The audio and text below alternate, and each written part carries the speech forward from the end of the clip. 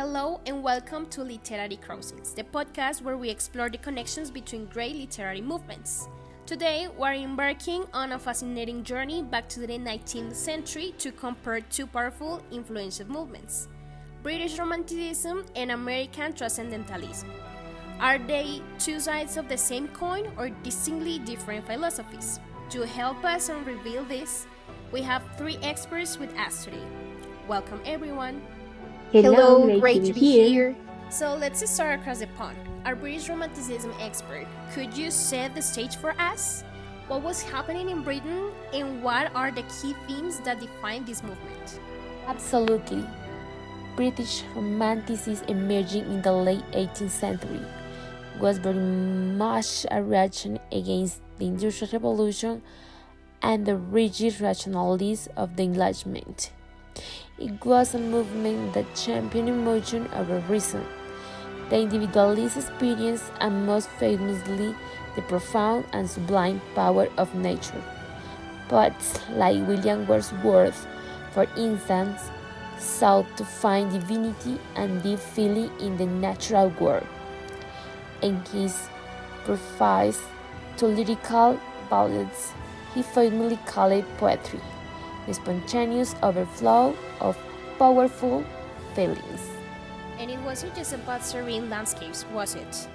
Not at all. You also have figures like Samuel Taylor Coleridge, who delve into the supernatural, the exotic, and the power of the imagination in works like The Rime of the Ancient Mariner. And then there's the revolutionary fight of poets like Percy Bysshe Shelley, who challenged political and social norms, believing in the power of humanity to achieve a better world. So, it's complex mix of natural worship, emotional introspection, and revolutionary idealism. Well, thank you so much for that excellent overview. Now let's turn to our American Transcendentalism expert. How did these ideas translate when they crossed the Atlantic? Did they simply copy the British model? That's the key question. I think they didn't just copy it, they adapted and transformed it to fit the unique American experience. So, Transcendentalism, which flourished in the 1830s and 40s, took the romantic focus on the individual and nature and pushed it even farther. So it's basically that the core idea heavily influenced by Ralph Waldo Emerson, that is, he is a belief in the inherent goodness and both humanity and nature. So basically that is the Transcendentalists believe that intuition and personal experience were the truest path to knowledge, more so than logic or the senses. And how do we see this in the key authors?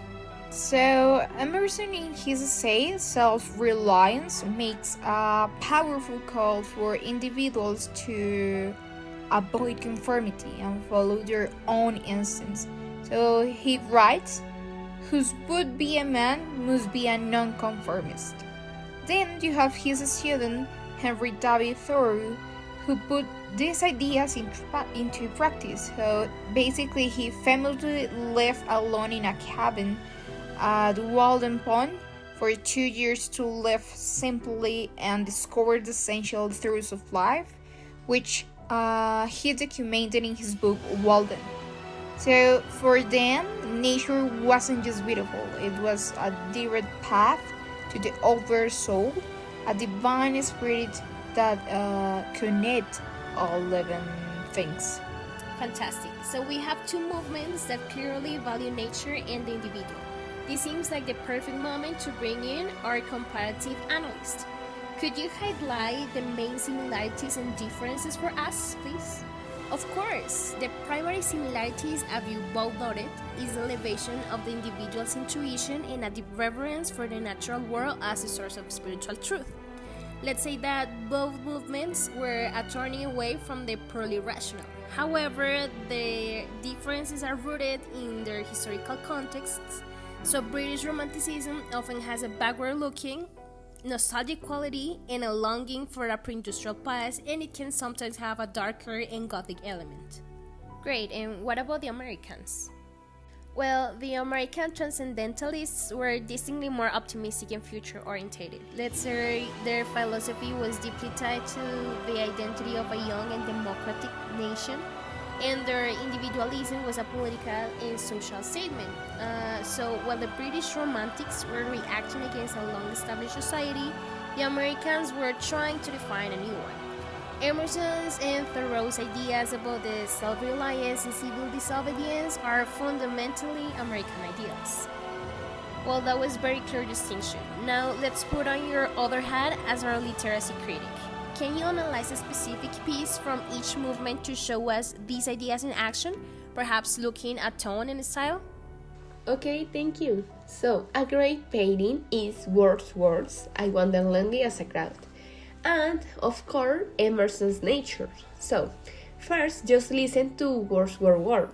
The tone is called and quietly joyful, since he watches the daffodils fruiting and dancing in the breeze, and he used plain, acceptable language to do it. So notice how the poem moves. Its friend becomes memory, and then memory becomes consolation. So in other words, Wordsworth show us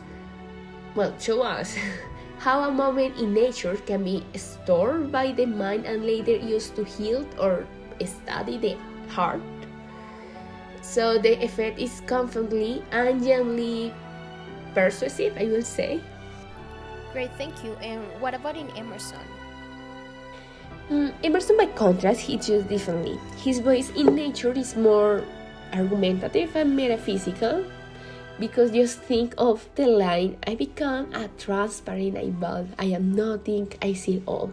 So as you can see, stylistically, he used dense image-driven prose and short, pushing aphorisms, so the movement of the perception itself becomes the point. That's why intuition here is knowledge.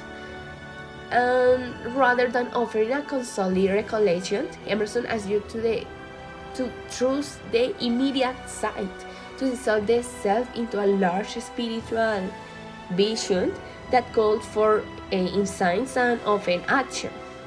So, considering this, the takeaway is clear. Wordsworth comforts through memory, and Emerson challenged through immediate revelation, which neatly captures the two movement contrasting aims. Great, that's a transparent eyeball. That image will certainly stick in the head. We are just about out of time, so to summarize, two movements born from a similar spirit but each shaped by its unique national character, one of reflection and revolution and the other of optimism and self-definition. Many thanks to all our experts for a truly illuminating discussion. Thank you for tuning into Literary Crossing. Join us next time as we explore another fascinating connection in the world of literature. Bye bye.